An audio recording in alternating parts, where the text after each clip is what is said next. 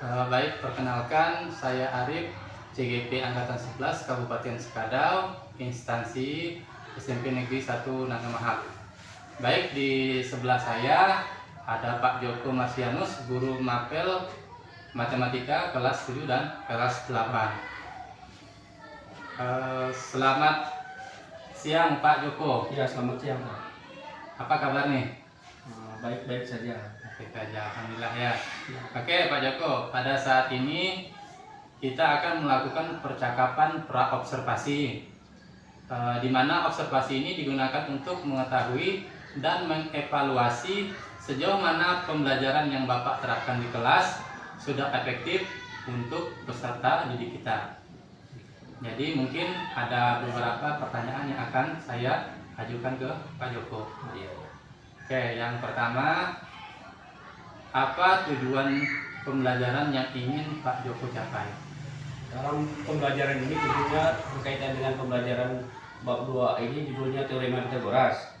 Ada 3 tujuan dalam pembelajaran Teorema Pythagoras pada pertemuan observasi besoknya. Yang pertama itu tujuan yang pertama memahami konsep dan rumusan Teorema Pythagoras. Siswa itu diharapkan bisa memahami konsep dan rumusan Teorema Pythagoras. Yang kedua, tujuan yang kedua yaitu siswa mampu menerapkan Teorema Pythagoras untuk menyelesaikan masalah dalam segitiga siku-siku. Dan tujuan yang ketiga, siswa mampu mengidentifikasi sisi-sisi dalam segitiga siku-siku dan menghitung panjang sisi-sisi yang tidak diketahui. Betul. Berarti ada 3 tujuan Pak ya ingin Pak Joko capai dalam pembelajaran pada materi Pythagoras. Oke, selanjutnya apa area pengembangan yang hendak Pak Joko capai? Dalam area pengembangan ini saya melihat ada dua area pengembangan yang saya sasarkan. Yang pertama, pengembangan kognitif. Di pengembangan kognitif ini saya melihat ingin melihat kemampuan konseptual para peserta didik dalam menerapkan Teorema Pythagoras untuk menyelesaikan permasalahan yang terkait dengan segitiga siku-siku. Kemudian area yang kedua yaitu area sosial. Area sosial di sini saya ingin melihat siswa dapat dan mampu menyampaikan pendapatnya, berdiskusi dan menyimpulkan hasil diskusi dalam kelompoknya di dalam kelas. Itu Pak. Oke, berarti area pengembangannya ada kognitif dan sosial ya. Oke. Selanjutnya nih untuk strategi yang dipersiapkan. Ini apa strategi pembelajaran yang akan Pak Joko gunakan? Untuk strateginya saya menggunakan cognitive learning atau kemampuan atau keadaan siswa dalam kelompok. Kemudian dengan kemampuan ini tentunya diutamakan itu kemampuan per kelompok dulu, Pak. Kemampuan dalam kelompoknya dulu. Oke, berarti strategi yang digunakan itu adalah cooperative learning. Nanti siswa diskusi kelompok nanti ya, dalam kelompoknya ada diskusinya. Oke, nanti dalam pembelajaran ini model pembelajaran apa yang akan Bapak terapkan? Untuk model pembelajarannya saya menggunakan model pembelajaran inquiry, Pak. Atau yang biasanya orang nyebutnya inquiry itu penemuan terbimbing. Mereka tuh dalam diskusi kelompoknya mereka tuh diarahkan atau dikasih suatu materi dasar ibaratnya dalam Teorema Pythagoras tadi. Mereka tuh disuruh nyari, tapi dengan bantuan saya sebagai guru membimbing mereka dalam kelompok-kelompok tertentu. Oke, berarti nanti anak mencari informasi, kemudian dibantu oleh guru, kemudian itu menyelesaikan ada masalahnya ya? Iya, ada masalah dalam. Untuk media pendukung pembelajaran yang digunakan itu Pak apa?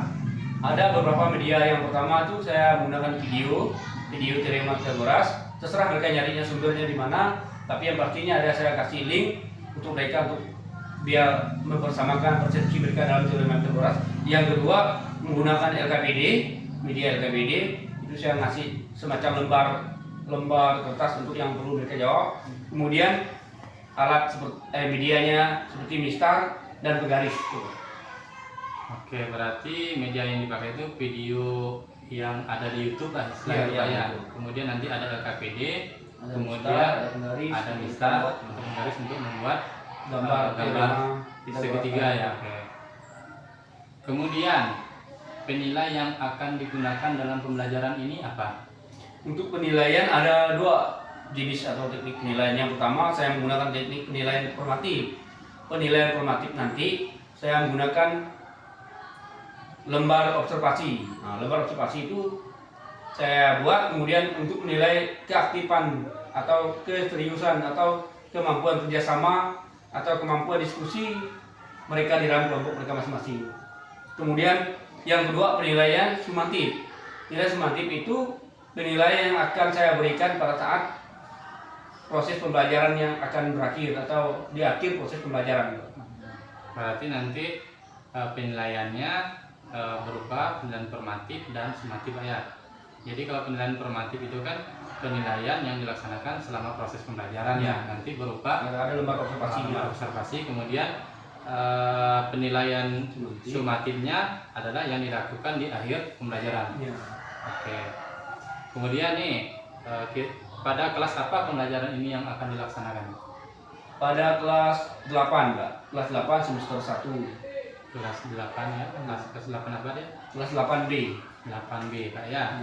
Kapan kira-kira pelaksanaan ini Pak? Pelaksanaannya besok tanggal 10 Oktober pada jam pembelajaran yang ke-4, 5, dan 6. Kemudian sekitar pukul kalau berdasarkan jadwal pukul 9.15 sampai dengan 11.30. 15 sampai 11.30. 11.30. Oke nih Pak Joko. Ini kan observasinya kan sudah saya tanyakan ya. Kira-kira nih apa yang Pak Joko dapatkan setelah kita melakukan percakapan ini? Setelah melakukan percakapan ini, secara garis besar saya telah mendapatkan gambaran ya, gambaran di mana cara atau alur-jalur proses pembelajaran yang akan saya laksanakan besok gitu Pak. Oke, berarti sudah Ada gambarannya. Ada gambarannya. Oke, terima kasih Pak Joko. Mungkin hanya ini pertanyaan dari saya. Saya itu hanya ingin mengetahui arah dari pembelajaran yang akan Pak Joko laksanakan nanti. Ya. Karena yang akan saya amati dan saya pantau juga sekitaran ini Pak Joko ya. Kita yang saya tanyakan tadi kan. Kemudian diharapkan saat pelaksanaan observasi yang telah kita sepakati tadi di kelas 8B pada tanggal 10 Oktober jam 4 sampai jam 9.15 sampai jam 11.31. Semoga dapat terlaksana dengan baik Pak ya. Dan semoga pembelajaran yang diterapkan dapat efektif untuk peserta didik kita. Jadi diharapkan nanti juga pada hari Kamis ya. Ya, Pada hari Kamis kita dapat berjumpa lagi dalam kegiatan observasi, dan setelah observasi kita dapat melaksanakan kegiatan pasca observasi. Ya, Pak. Oke, sekali lagi terima kasih Pak Joko. Selamat siang. Baiklah, kali ini telah sampai pada tahapan pasca observasi, di mana pada pertemuan sebelumnya saya telah melaksanakan pengamatan observasi pembelajaran yang dilaksanakan oleh Pak Joko di kelas 8B. Baik, selamat siang Pak Joko. Selamat siang Pak. Apa kabarnya nih? Luar biasa segar dan sehat walafiat hari ini. Alhamdulillah. Baik Pak Joko, tujuan sekarang ini adalah saya akan mengobrol banyak hal, khususnya pada proses pembelajaran yang telah Pak Joko laksanakan di kelas 8B. Oke. Sebelum saya menyampaikan hasil pengamatan saya, boleh saya nih bertanya beberapa hal? Boleh Pak, silakan. Oke, baik Pak Joko. Yang pertama, bagaimana perasaan Pak Joko setelah melaksanakan pembelajaran saat observasi? Perasaan saya telah melaksanakan observasi yang pertama, saya merasa lega karena telah melaksanakan kegiatan observasi. Yang kedua, bersyukur karena telah melaksanakan kegiatan pembelajaran sesuai dengan yang saya rencanakan. Walaupun masih terdapat sedikit kegiatan pembelajaran yang belum maksimal. gitu. Oke, berarti udah lega Pak Joko ya, walaupun masih ada yang belum maksimal. Ya. Oke, selanjutnya bagaimana perasaan Pak Joko saat observasi dengan adanya kehadiran observer? Agak canggung Pak, karena biasanya kan kalau kita ngajar di kelas kan hanya guru dengan siswa.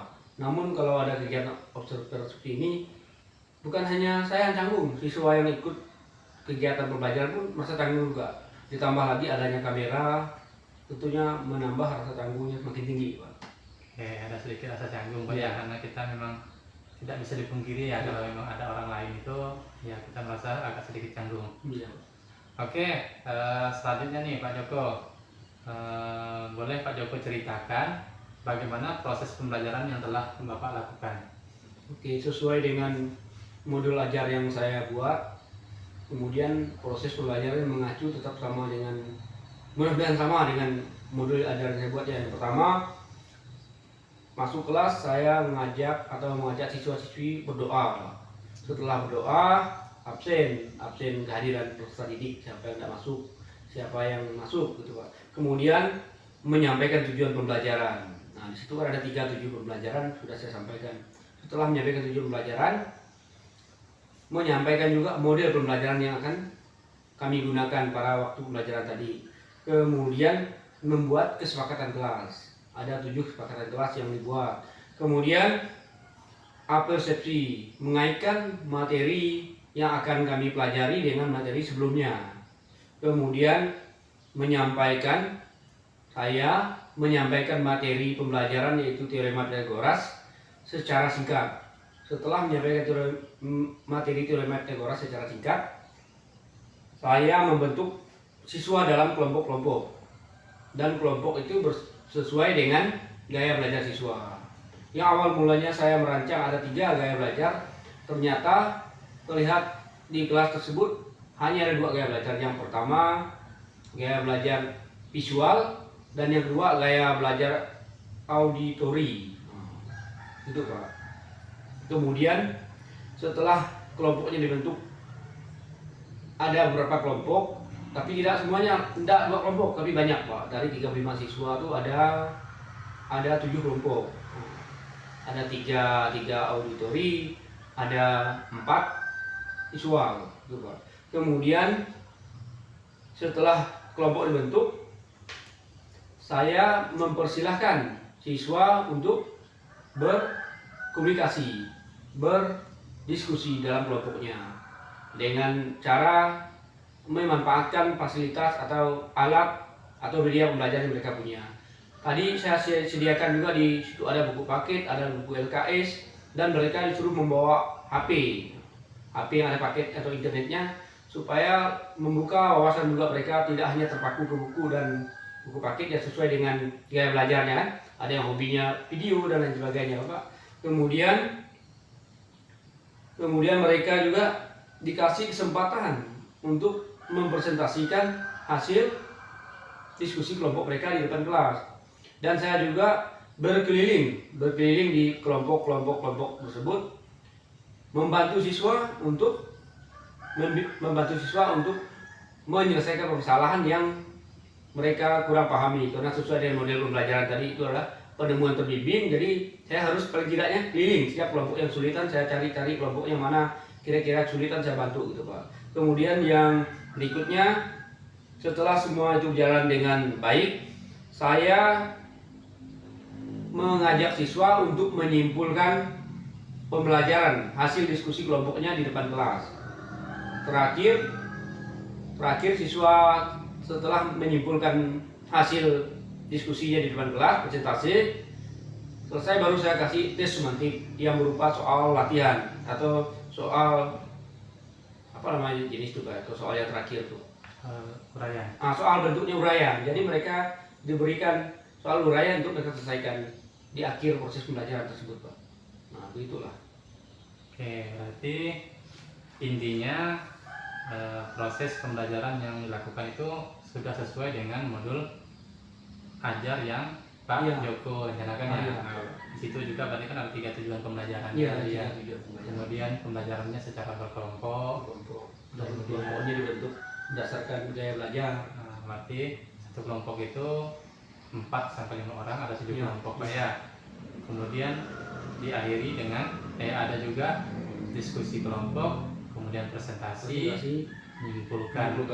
Pembelajaran hari ini diakhiri dengan Kemudian tes. asesmen sumati Pak ya. Oke Pak Joko, selanjutnya selama pembelajaran yang Pak Joko laksanakan, apakah ada hambatan yang dialami? Ada Pak, ada 2 jenis hambatan. Yang pertama tuh terkait dengan alat dan media pembelajaran. Tadi saya menggunakan proyektor ya Pak ya, menggunakan proyektor. Jadi ketika pemasangan proyektor itu pada saat jam pembelajaran mulai, saya baru memasang alat tersebut, sehingga memakan waktu yang cukup lama dalam proses pembelajaran, sehingga terasa menghabiskan banyak waktu dan juga membuat proses pembelajaran rasanya terburu-buru.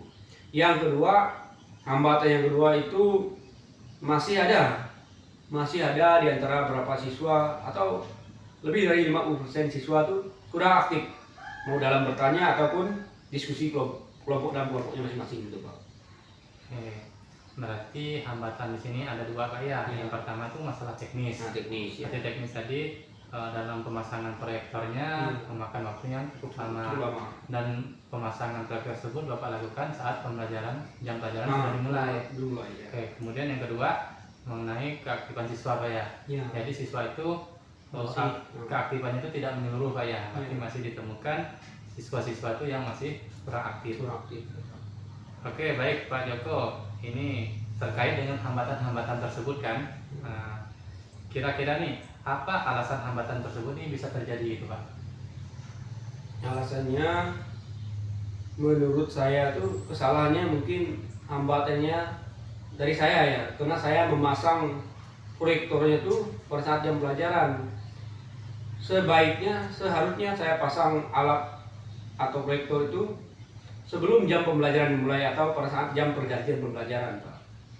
Kemudian kalau untuk hambatan siswa yang kurang aktif, seharusnya saya tuh tidak membiarkan yang sudah aktif saya biarkan, tidak seharusnya. Seharusnya saya kalau bisa saya tunjuk satu persatu siswanya, atau saya sebut namanya si A, silakan misalnya, supaya siswa lain tidak merasa senang-senang saja karena disebut secara umum, jadi siapa yang mau ya, jadi sulit Pak. Jadi harus tunjuk orangnya biar yang lain tidak senang-senang, misal tidak menikmati hasil jawaban kawannya gitu Pak. Berarti masalahnya tadi itu yang pertama Pak Joko memasang alat proyektor tersebut pada saat pembelajaran ya. Kemudian yang keduanya jadi siswanya kurang aktif dan dia mengharapkan teman yang pintar nih yang maju nih untuk menjelaskan sehingga yang lain itu merasa sudah terwakilkan gitu ya. Oke, ini Pak Joko, kira-kira nih rencana aksi apa nih yang akan Bapak lakukan untuk menanggulangi hambatan-hambatan tersebut Pak? Menanggulanginya. Nah, kalau hambatan yang pertama tadi, saya harus menyediakan sedikit atau lebih waktu sebelum mulai proses pembelajaran. Saya harus masang proyektor. Kalau siswa ini, saya tentunya harus menggali potensi siswa Pak. Karena siswa di sini kan, karena teknik saya tadi kan bertanya secara umum, tidak secara khusus dengan menyebut namanya. Salah satunya saya harus menggali potensi anak atau siswa tersebut, karena mereka juga kurang aktifnya bukan hanya dari segi saya Pak, dari segi observer juga membuat mereka canggung Pak. Ada yang observer misalkan ada kamera lagi, mereka makin takut mau mengekspresikan dirinya, takut Pak. Dengan mau bertanya, mau bergerak rasanya takut gitu Pak.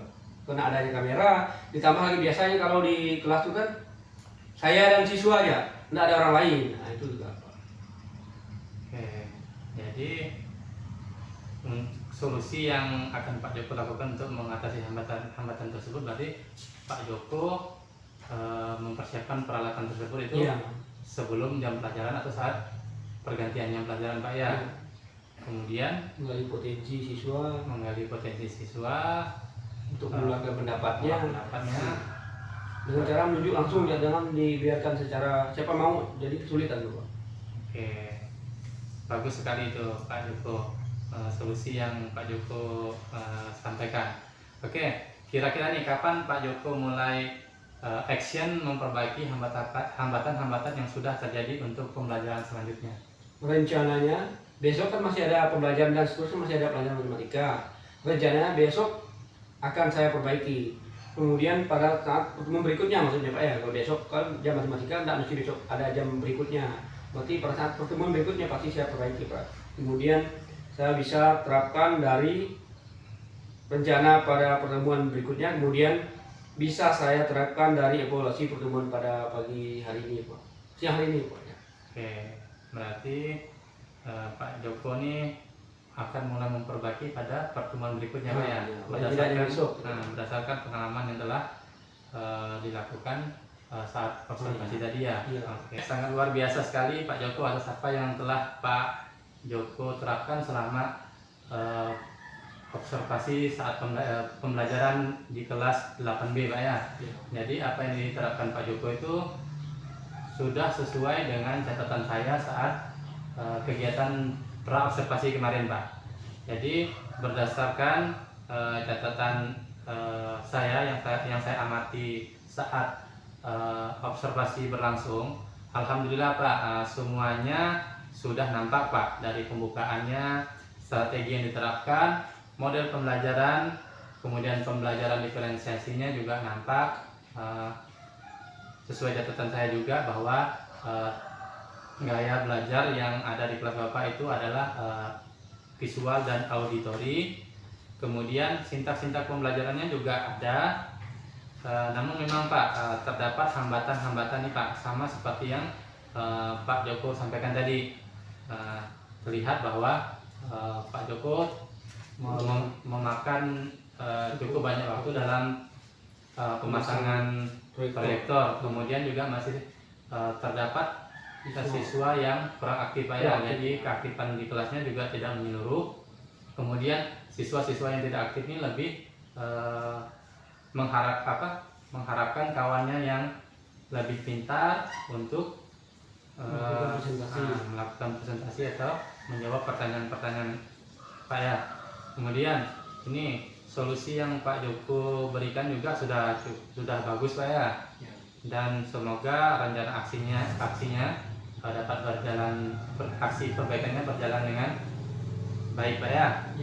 Oke, mungkin hanya ini yang ingin saya tanyakan pada hari ini. Terima kasih karena Pak Joko telah bersedia menjadi objek coaching untuk supervisi akademik pada tugas CGP saya Pak. Oke, terima kasih Pak ya. Oke, kira-kira nih Pak, ada enggak yang ingin Pak Joko sampaikan Pak? Baik, terima kasih saya ucapkan kepada Pak Arif yang berkenan mensupervisi saya, menjadi penilai saya ketika saya melakukan kegiatan observasi di kelas 8B. Kemudian karena ada supervisi ini, tentunya memacu semangat saya sebagai guru, terutama dalam guru matematika ya, supaya ngajarnya lebih baik lagi dan memberikan pendekatan pembelajaran yang lebih sesuai lagi. Kemudian juga dengan evaluasi pada pagi hari ini, saya bisa mengevaluasi diri saya bahwa saya tahu titik-titik kekurangan yang saya lakukan pada saat jam pembelajaran, supaya menjadikan pembelajaran berikutnya menjadi lebih baik lagi gitu Pak. Terima kasih Pak Arif, mantap, luar biasa. Oke, sekali lagi terima kasih